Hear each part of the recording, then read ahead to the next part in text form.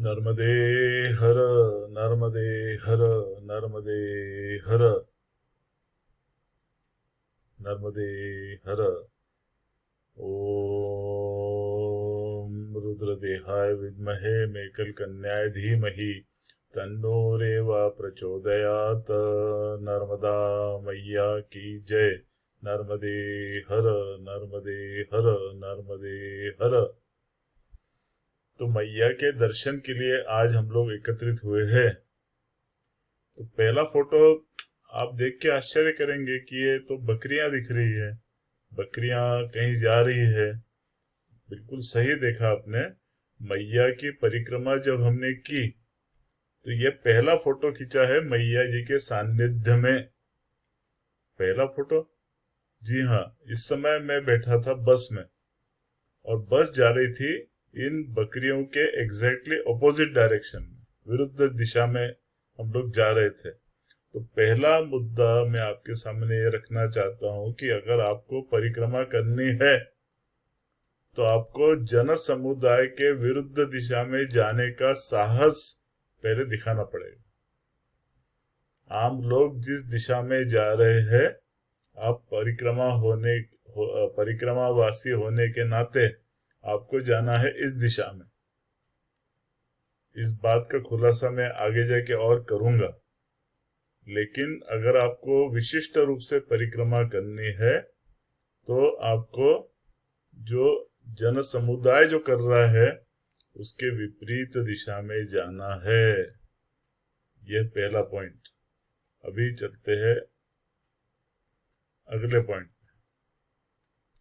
ये देखिए, पहला फोटो में जो आपको कह रहा था वो हमने लिया था जब बस इंदौर से ओंकारेश्वर की तरफ जा रही थी और रास्ते में मोरटक्का के ब्रिज के ऊपर से मैया जी का पहला दर्शन हमने लिया था। बस की खिड़की आपको दिख रही होगी और यहाँ से दिख रही है मैया जी।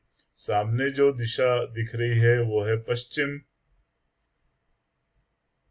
दाहिने हाथ को है पूर्व दिशा, मतलब मेरे पीछे है पूर्व दिशा, दाहिने हाथ को है उत्तर दिशा और बाईं तरफ है दक्षिण दिशा। हम लोग दक्षिण तट से परिक्रमा आरंभ करने वाले हैं और यही एक अवसर है जब हम मैया के बिल्कुल बीच में जाके इस प्रकार का फोटो ले सके, क्योंकि आप जानते हो कि परिक्रमा वासियों को परिक्रमा के दौरान मैया के पात्र को लांघना नहीं है।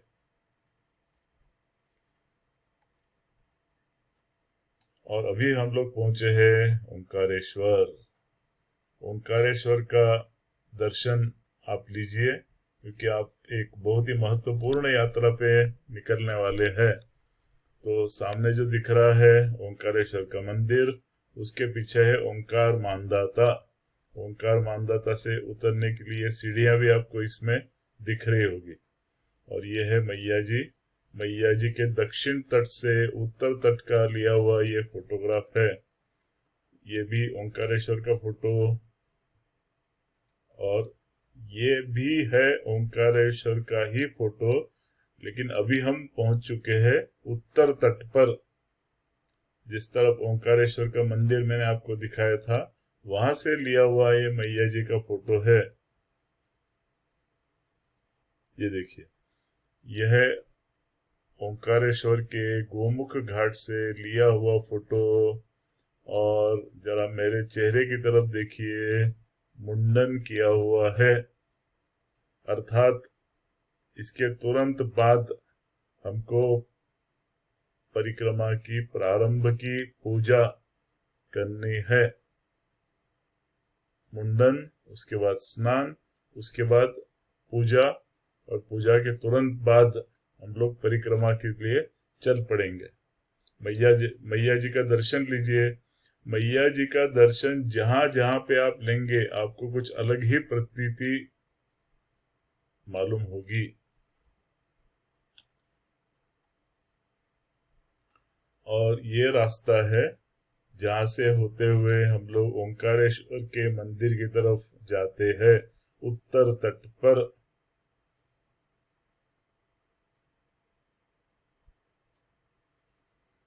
अभी हम पहुंच चुके हैं टोकसर। टोकसर नाम का गांव। ओंकारेश्वर से आगे मोरटक्का, उसके आगे आलिया बुजुर्ग और उसके आगे आता है टोकसर। टोकसर नाम का गांव, वहां पे मैया जी। और ये जो रास्ता है ये भी जाता है गोमुख घाट की तरफ, जहां पे एक शिवलिंग स्थापित किया हुआ है। अब ये मैया जी का पात्र आपने देखा, थोड़ी देर पहले भी आपने देखा था। ये देखो, ये मैया जी का पात्र और वो पात्र, कितना फर्क है दोनों में। चलते आगे, टोकसर से आगे एक सहायक नदी यहाँ मैया जी से आके मिलती है। इस प्रकार से कहा जाता है कि मैया के पूरे पथ पर 999 नदियां आके इस प्रकार से मिलती है।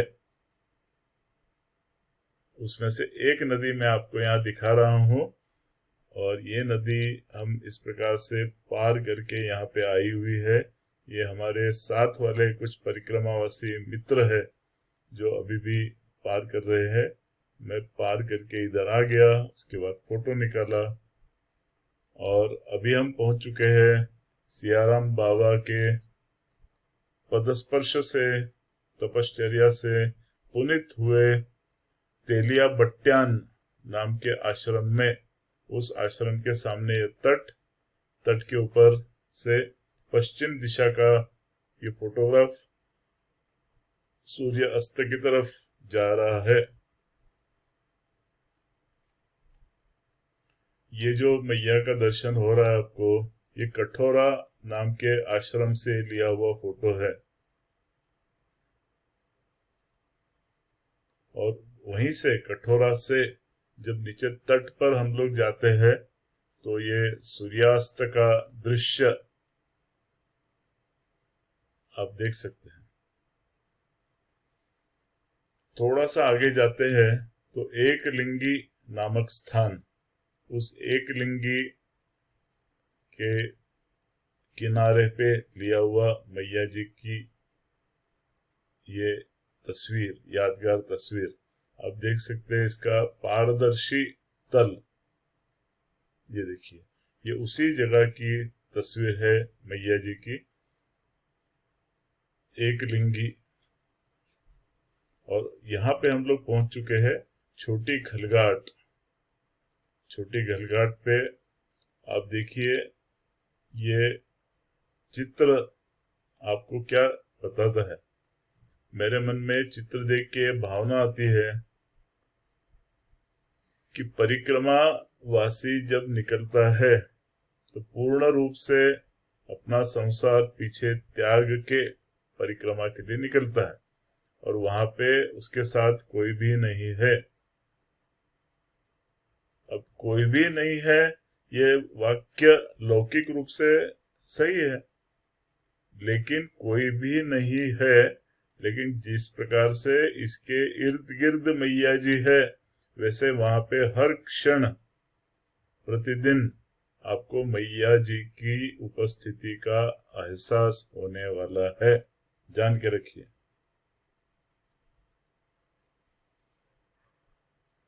ये देखिए,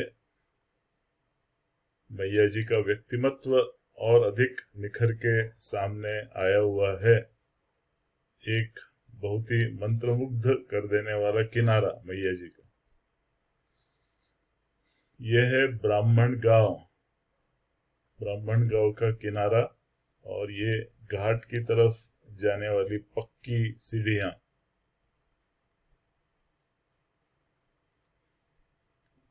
और यह है सिद्ध घाट।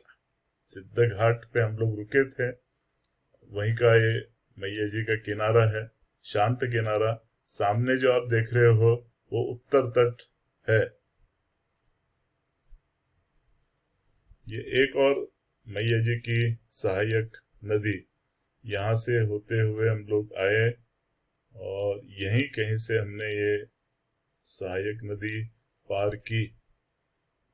और एक और चीज बताऊं मैं आपको, ये पार करने में हमको बड़ी कठिनाई महसूस हो रही थी। यहाँ से पात्र बहुत छोटा सा लग रहा है, लेकिन कुछ 12 फुट 15 फुट इसकी लंबाई रही होगी, और कुछ अंदाज नहीं हो रहा था कि कैसे इसको पार करें। तो उसी में ये मोटरसाइकिल देख रहे हैं आप पीछे, इस मोटरसाइकिल पे एक सज्जन पुरुष आए हमारे पीछे से, उन्होंने गाड़ी यहाँ पे लगाई और एक एक करके हम सबको यहाँ से उन्होंने पार किया।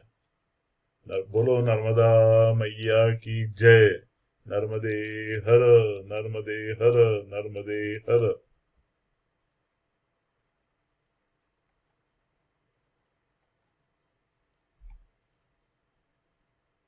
तो मित्रों, आज हमने मैया जी की कुछ अलग अलग छवियां देखी। इस प्रकार से अलग अलग प्रकार से हम मैया जी की परिक्रमा का जो आनंद हम लोगों ने उठाया, उसका अलग अलग प्रकार से हम लोग एनालिसिस कर सकते हैं। तो ये एक मैंने आपको नमूने के तौर पे एक भाग आपके सामने प्रकाशित किया है। अभी इसको देखते हुए आपके मन में और कौन से विचार आते हैं, किस प्रकार से हम लोग वीडियोस बना सकते हैं ताकि आपका मनोरंजन भी हो, ज्ञान में वृद्धि भी हो और परिक्रमा के विषय में आपको आवश्यक वो जानकारी भी प्राप्त हो। मैंने पिछले भाग में आपको तुलसीदास जी का रामचरितमानस में से पहले श्लोक सुनाए थे, याद है आपको? वर्णानाम अर्थ संज्ञानाम रसानाम छंदसामपि। उसके अंतिम पंक्तियों में तुलसीदास जी क्या कहते हैं, याद है आपको? स्वांत सुखाय तुलसी रघुनाथ गाथा भाषा निबंध मति मंजुल मातनोती। तो रामचरित मानस के प्रारंभ में तुलसीदास जी स्वयं ये कह रहे हैं कि मैंने अपने सुख के लिए ही रामचरित मानस की रचना की है। बहुत बड़ा स्टेटमेंट है। मुझे राम जी के चरित्र का वर्णन करने में सुख का अनुभव हो रहा है, इसलिए मैं लिख रहा हूं। तो तुलसीदास जी की का अनुकरण करते हुए मैं भी यही कह रहा हूं कि मैं मैया जी के ऊपर ये भाग इसलिए बना रहा हूं कि मैया जी के निरंतर सानिध्य से मुझे सुख की प्रचिति होती है, तो मेरे साथ साथ आपको भी हो। इसलिए जो विवेकानंद जी ने कहा, आत्मनो मोक्षार्थम जगत हिताय च, मेरा तो कल्याण हो ही, लेकिन आपका भी कल्याण साथ साथ हो तो क्या बुरा है। इसलिए मैं ये भाग कर रहा हूं। तो आपसे जरा मुझे आइडियाज चाहिए कि और किस प्रकार से इसका विस्तार कर सकते हैं। तो इसलिए आज ये आप 22 जुलाई को देख रहे हैं, तो जरा कमेंट बॉक्स में जरूर लिखिए कि और किस किस विषय पे मैया